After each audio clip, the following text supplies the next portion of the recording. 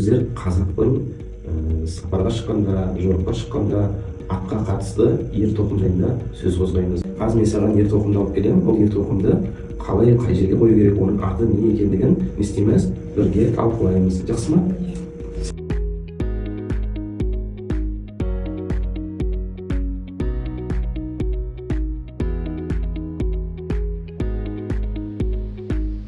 Бізге арнайы жасаған мынау ат секілді істелінген. Негізінде сен басында білмедің, мынау не деп сұрадың мен. Бұл қазіргі көрмемізде ат секілді орнатылған.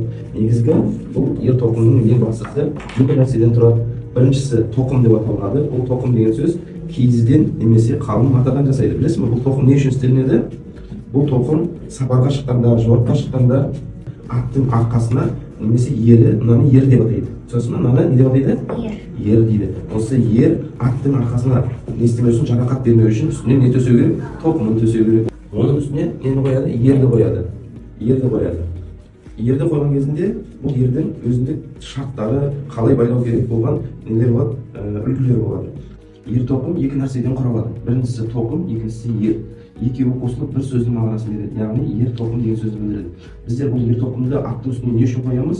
Біріншіден аттың үстіне жарақат жетпеу үшін тоқым төселеді, сосын аттың үстіне ер қойылады. Ал ерді не үшін? Біздер сапарға шыққанда, жорыққа шыққан кезімізде жайлы отыруымыз үшін. Ұзақ жолға шыққанда міндетті түрде осы немен отырамыз? Ер тоқыммен отырамыз. Өйткені не істемейміз? Осының үстіне тұрсақ, шаршамаймыз, шалдықпаймыз, иә? Енді бұл ер тоқымның қалай байлану керек, қалай атқа оратылу керек жайында сөз қозғайтын болсақ, біріншіден өмірлік деген нәрсе болады. Ол өмірлік ат шауған кезінде мына ері алға қарай жылжып кетпеу үшін ілініп қоятын нәрсені не дейді? Өмірлік дейді.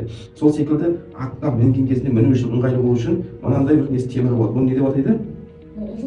Бұны үзеңгі деп атайды. Осыған аяқты салып мінеміз, иә? Енді осы секілді аттың өзіндік бір тағы да жабдықтары болады.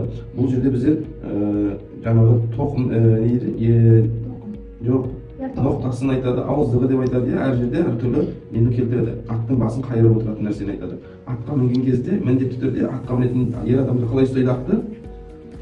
Атты бір қолмен ұстайды, иә? Екі қолмен ұстамайды. Атқа мінген кезінде өте мұқият болу керек. Атты екі аяқпен істеп алмау керек, қатты қысып арасына аяқ салып алмау керек, еркін отыру керек. Мына жерде үзеңгіге екі аяқ тұрған кезінде, ат шауған кезінде сенде қалай болу керек? Аттың шабуылымен бірдей сен көтеріп түсіп отыруың керексің. Өйткені ол неге? Атқа зиян береді. Мына ер тоқымның қызметі де сол нәрсені білдіреді. Атқа мінген кезінде ер тоқым салып отырсаң, аттың беліне салмағың қатты түспейді. Ал ер тоқымды алып тастап отырған кезінде салмақтың барлығы қайда түседі? Бірден аттың беліне сен отырған жерге түседі. Ал ер тоқым сол үшін үлкендеу қылып жасалынады. Салмақ не үшін?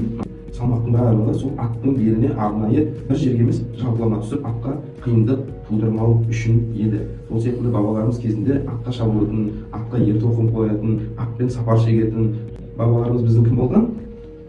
Батыр болған, иә? Батыр. Ал батырлар атпен жүретін болған ол кезде. Солай ғой?